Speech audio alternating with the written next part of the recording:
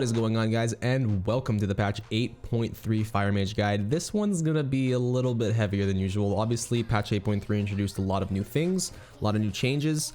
Not necessarily as to how Fire Mage is going to be played, but obviously the corruption system and the items that are going to be able to be obtained from the new patch obviously are going to affect us in some way, shape, or form. So we're going to obviously cover that. But of course, as per usual, we're going to talk about everything you guys need to know about how to be playing Fire Mage effectively and competitively in patch 8.3. We're going to talk about the rotation, talents, trinkets, and of course corruption items. And yeah, so hopefully you guys aren't going to get too bored from this long drawn out guide, but buckle up and let's just jump into it. As a disclaimer, like with all of my guides, the best way to determine if a piece of gear is a better upgrade for you is to consistently sim your character. The information found in this guide is not always going to be up to date, and of course things are subject to change. So like I said, keep simming your characters as you start acquiring gear, and that is the best way to determine whether or not you're on the right path in terms of gearing options. Simming your character doesn't always apply to gear, it also applies to things like essences and corrupted items, so it is imperative that you guys keep simming your character to always determine what essences, what talents, what traits are best for you. Alrighty, jumping into essences. Now, as you guys can see here, Memory of Lucid Dreams as a major is pretty strong. That's basically just due to the interaction that it has with our Fire Blasts and Blaster Master and Meteor. That playstyle has been prominent throughout the last few patches, and it is continuing in patch 8.3. Obviously, in my opinion, this is by far the best way to be playing Fire Mage. It's incredibly smooth, it feels very enjoyable to play, and applies to every scenario you find yourself in. Whether that be Mythic Plus or single target or AoE, it's just all around a great playstyle, and I think that's what you should be playing. Of course, there is always the option of playing Condensed Life Force with Pyroclasm, but as you're seeing here, Memory of Lucid Dreams is going to be the go-to for 99% of the player base that are wanting to play Fire Mage, and I highly recommend it. Moving on to minors, as you guys can see here, the new minor, the Breath of the Dying, is also going to be incredibly strong this patch. Obviously, we're still very early on in the patch and we don't have access to higher ranks of Breath of the Dying, but as we start progressing through the content and later in the tier, you're going to start seeing Breath of the Dying occupying at least one of those minor slots just due to how strong it is. World Vein was also another minor essence that got buffed, so consider taking World Vein even if you're running it with one other ally. In my sims personally, I found it simming higher than most, if not all, of my other minor essences, so that's something to keep in mind as well. And of course, like last patch, things like Iris, Conflict and Strife, Crucible of Flame, those are all solid options, but at the end of the day, make sure you're simming yourself and simming your character and making sure that you're choosing the right essences for the right situation. Now, in terms of primary Azerite traits, continuing on the trend of last patch, you can be picking up Blaster Master traits or Wildfire traits. Either way, you're going to be wanting to pick up 3 of these in order to stack them, and like we had said last patch, Blaster Master synergizes well with Meteor, and Wildfire synergizes incredibly well with Pyroclasm. Both build options are viable, although I highly recommend playing Blaster Master just because it applies to a lot more scenarios and is generally more fun and more enjoyable to play. Now, in terms of secondary Azerite traits, of course, assuming you're running 3 Blaster Master traits, you're going to be wanting to pick up Fire Mind and Wildfire traits as a secondary option. So the highest DPS gain currently is running 2 Fire Mind, 1 Wildfire, but of course 2 Wildfire, 1 Fire Mind also works. As far as tier 2 Azerite traits go, Overwhelming Power is by far the best option to be picking up on your Azerite pieces, just sheerly due to the amount of haste that it gives. On proc, it gives about 25% haste, which is insane. It has since been nerfed since last patch, but still remains the top tier 2 Azerite trait to pick up on your pieces. Alrighty, moving on to trinkets. Now, patch 8.3 of course introduced a lot of new trinkets with the new Nyalotha raid being released, and one of them in particular, Psych Shredder, is performing incredibly well. Manifesto of Madness is unfortunately not that great for fire, although it is quite good. But it remains that Gladiator's Badge and Ashara's Font of Power, the whole double on use scenario, is still incredibly strong, and given that you can get a Gladiator's Badge now at a cap of about 475 item level, 485 item level even, it proves that double on use still remains a force to be reckoned with, and if you are able to get your hands on a good Gladiator's Badge with a high eye rolled Font of Power, it's going to be incredibly strong going late into the tier. I personally have a strong bias towards double on use. I love the playstyle. I'm very comfortable with it, but it's understandable some of you guys aren't comfortable with double on use, so opting for something like a Glad Badge and a Psych Shredder is also an option. If you simply hate PvP and don't feel like running 2s and 3s every week to try and get the highest eye rolled Glad Badge, you can opt for the Balefire branch. Just keep in mind the intellect does dwindle over time, and it does dwindle the more damage you take, so that's important to note as well.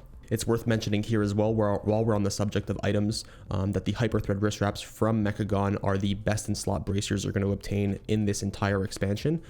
Even at base item level 415, they are invaluable and they provide so much extra utility and DPS to the Fire Mage toolkit, especially when you're playing Blaster Master with Meteor and Lucid Dreams. It essentially gives you 3 extra Fire Blasts, so picking those up from the Mechagon Workshop is going to be almost mandatory if you're looking to play Fire at a competitive level.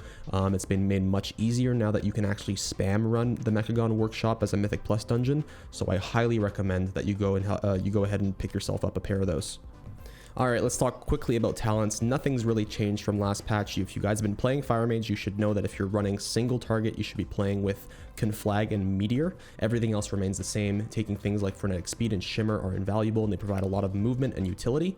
Things like Searing Touch provide excellent execute damage, and there's nothing really else you're going to be wanting to take there. I don't think this tier is going to have many scenarios where Firestar is going to be played, but it remains to be seen.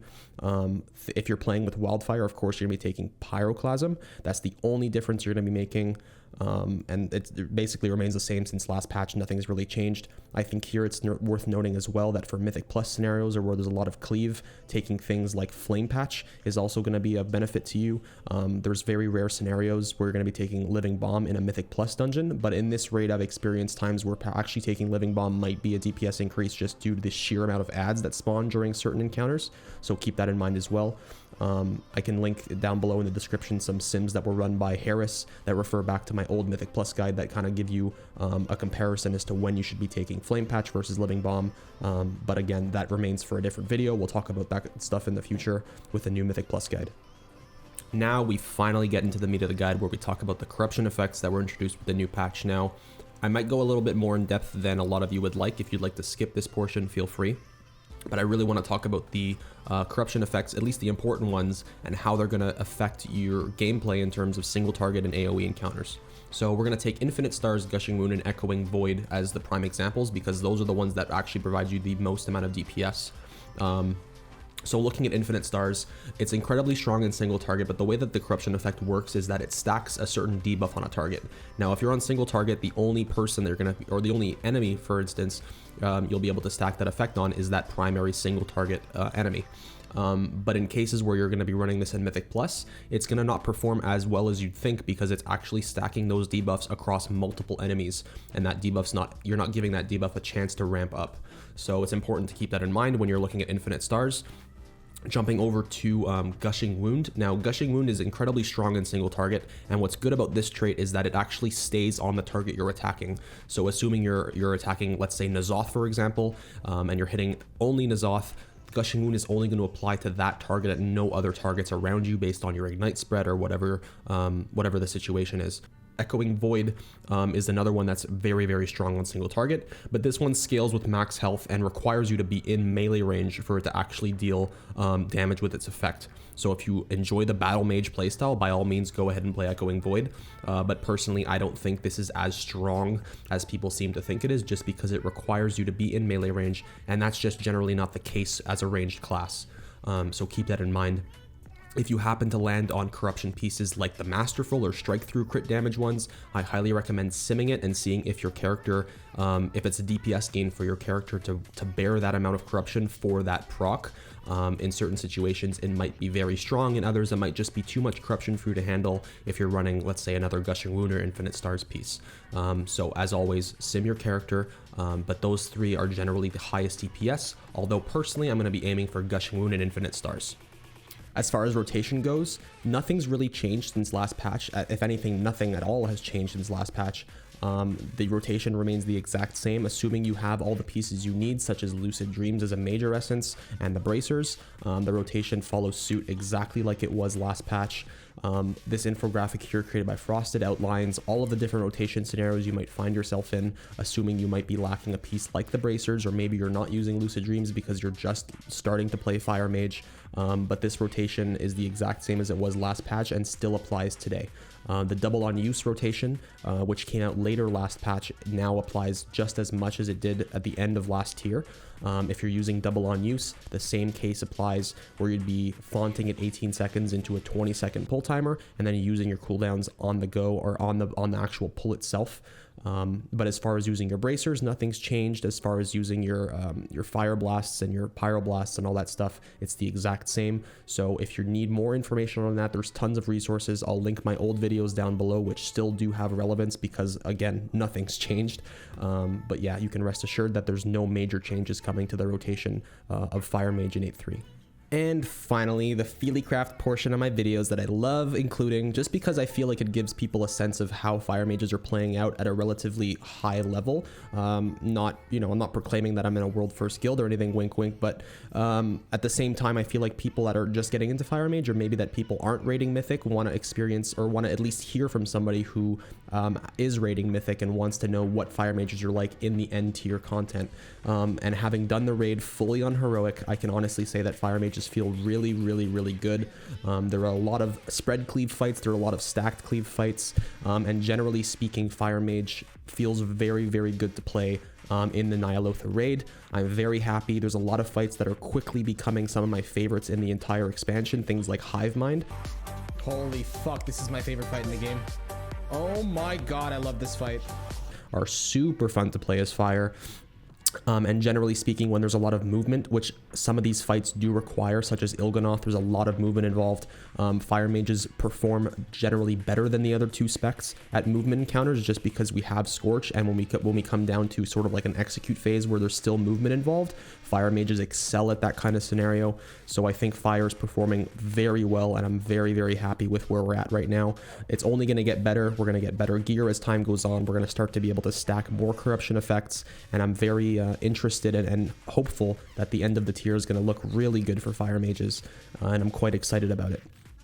So I hope you guys enjoyed the guide. As always, if you have any questions or you guys need some more clarification, feel free to leave them in the comments below. But at the end of the day, guys, this guide's been kind of useless because... Literally, the worst thing you could do in this game is to get classifieds from YouTube. Especially ones by... God damn it, he was so close to saying it. Big fan, dude, big fan. Yeah, guys, I hope you enjoyed the guide. And as always, I will see you in the next one. Peace out.